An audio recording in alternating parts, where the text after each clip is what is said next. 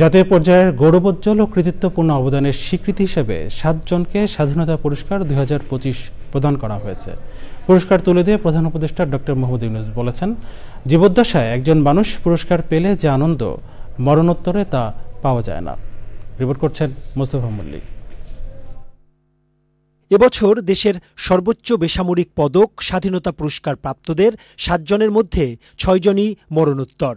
Stephen হকিংয়ের জ্যোতি পদার্থবিজ্ঞান বিষয়ে লেখা বই প্রকাশের ৫ বছর আগেই বিজ্ঞান ও প্রযুক্তির অধ্যাপক জামাল নজরুল ইসলামের the ultimate fate of the universe বই লিখে পুরো বিশ্বে আলোড়ন তুলেছিলেন। মহান এই ব্যক্তিত্বকে স্বাধীনতা পুরস্কার দেয়া হয়।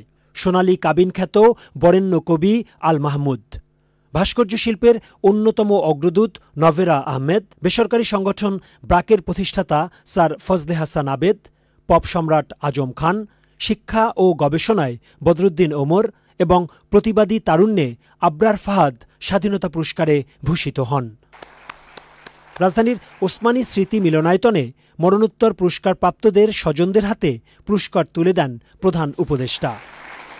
লেখক ও বুদ্ধিজীবী বদরুদ্দিন ওমর কোনো পুরস্কার নেবেন না এমন মনোভাব জানিয়ে স্বাধীনতা পুরস্কার ২০২৫ গ্রহণ করেননি। তার পুরস্কারের রেপ্লিকা জাতীয় জাদুঘরে রাখা হবে। প্রধান উপদেষ্টা বলেন, পুরস্কার পেলেও জীবদ্দশায় দেখতে না পাওয়াটা বেদনাদায়ক। মরণোত্তর পুরস্কার দেওয়ার চাইতে জীবদ্দশায় পুরস্কারটা পেলে যে আনন্দ দেশের জন্য এবং পরিবারের জন্য, ব্যক্তির জন্য, তা মরণোত্তর পুরস্কারে পাওয়া যায় না। যে যাদের মরণোত্তর দেওয়ার তাদের পালা শেষ করে দিয়ে পর থেকে শুধু জীবিত অবস্থায় যারা আছেন তাদেরকে আমরা পুরস্কার দিই, তাদের প্রতি সম্মানটা আমরা দিই। পুরস্কার দিয়ে আমরা শুধু তাদেরকে সম্মানিত করছি না, আমরা বরং জাতি হিসেবে নিজেদের সম্মান তাদের মাধ্যমে পাচ্ছি।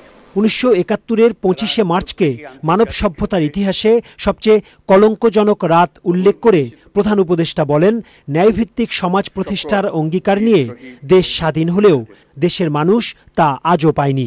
১৯৭১ সালে স্বাধীনতা যুদ্ধের উদ্দেশ্য ছিল একটি ন্যায়ভিত্তিক সমাজ প্রতিষ্ঠা করা, কিন্তু স্বাধীন বাংলাদেশে এখনো ন্যায়ভিত্তিক সমাজ প্রতিষ্ঠা করা যায়নি।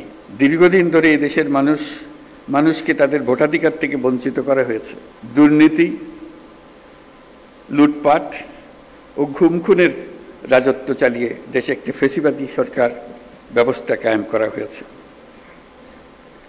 আজকের দিনে আমি শ্রদ্ধার সঙ্গে স্মরণ করছি জুলাই গণ অভ্যুত্থানের শহীদ ও আহতদের।